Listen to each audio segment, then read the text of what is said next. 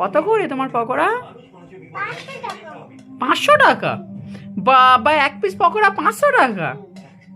কেউ খাবে না তোমার পকোড়া। 5 টাকা করে যদি হয় তাহলে বাটিতে দুটো দাও। 5 টাকা হবে? তাহলে দাও বাটিতে দুটো।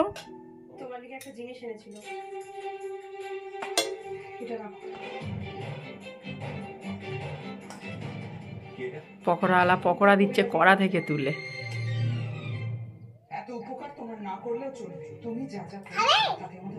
হ্যাঁ খাবো তো, দেবে তো। এই অত পকোড়া আমার জন্য? আমি অত পকোড়া খাবো কেন? আমার পেটে অত জায়গা নেই, আমি অত টাকা দিতে পারবো না। তুমি যে কটা তুলেছো সে কটা দাও আমাকে। আমি অত খাবো না।